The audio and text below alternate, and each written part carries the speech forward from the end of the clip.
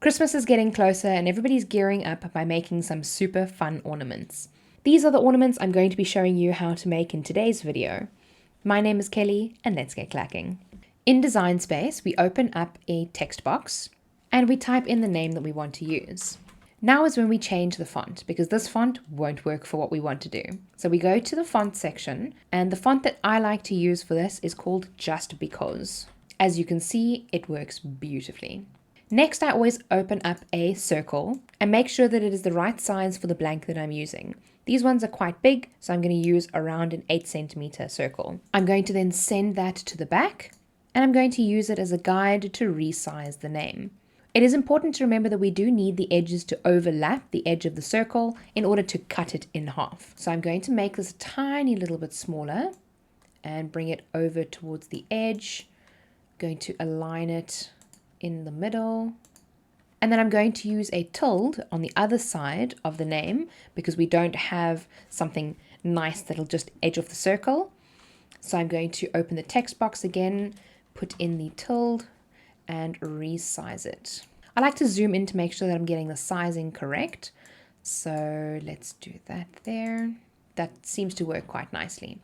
So now what I do is I select the font and the tilde and I click weld. Because if you don't weld, it will cut each letter out individually, which we don't want. Before we slice, I want to duplicate this as there is another method that I want to show you, and we're going to need a copy for that. In order to do the first one, we select the entire design and we click slice. Now I move the circle off to the side and we can pretty much delete everything else there. In order to have this design in 2 different colors, we're going to need to duplicate it again and use the contour feature to remove the top bits from the bottom half, and then we'll do the same in the opposite direction on the other side.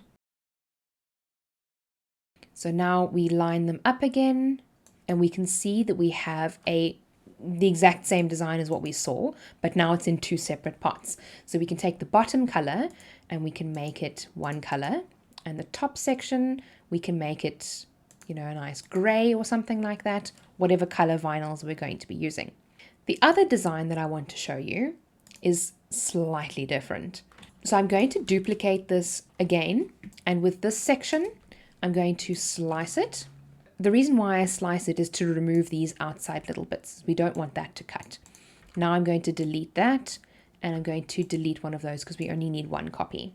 Then with the original, we're going to take the name and we're going to select it, and we're going to use the offset feature of around 0.25 or 0.2. It all depends on the size of the blank that you're going to be putting it onto. This one's quite big, so I can get away with a bigger offset. And we can click apply, and then we can move the name off, and we can even delete that because we don't need it. Then we select both the offset and the circle. We click slice. Now we do exactly the same as what we did with the other section. We duplicate the circle. We take the contour. We remove the top of the one circle. We select the other circle. We remove the bottom of that circle. And we can put them now on top of each other. And we put the name in the middle. And you see how we have a totally different method. So now we can do, let's say that one's purple. Let's say that one is the gray color, and we can even make the name black if you wanted to have it in black. And now, of course, we have our 2 different designs. For this video, I'm going to be cutting the one on the right, so I'm going to just delete the one on the left as I don't need that right now. And we're going to click Make It.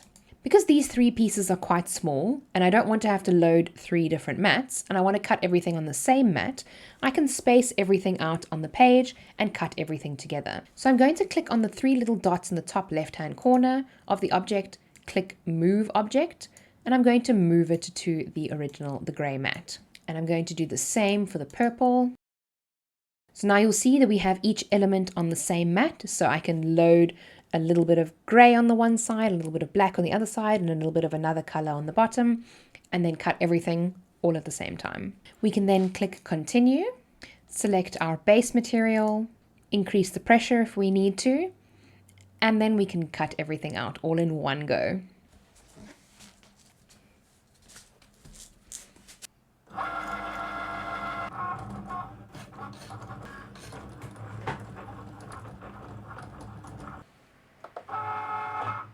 And now that that's all done, now we can weed everything.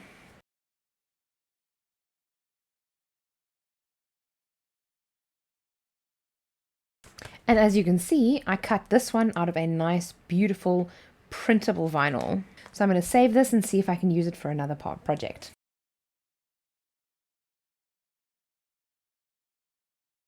Now that we have our 3 elements, I'm going to take one of the backing layers off this Perspex bauble. So I'm going to use my weeding tool and very gently lift up the corners at the top, because if you do scratch the Perspex, then you won't really see it. So it's not really too much of a problem. Now you can clean it if you want to, but we have just pulled the backing off. So theoretically, this should be the cleanest that it will ever be. Another thing that I do want to test is to see if my transfer tape will actually lift the printing off the printable vinyl, because I have a feeling that it might. Okay, it lifts it off in some areas. So instead of using my transfer tape for the printable vinyl, I'm just going to pick it up manually, because it is all in one piece. So I don't really have to worry about it not being in one piece.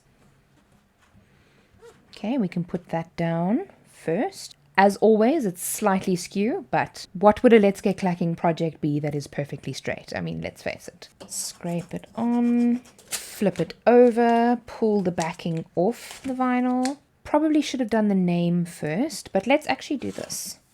Let's put this on the name. Layer that on, flip that over, pull the name off, and now layer them on at the same time. Get all the air bubbles out. And I also only realized afterwards that I've now put the transfer tape on the printable vinyl. So let's hope it doesn't pull too much off. There we go. Beautiful. So there we go. A perfect little Christmas bauble.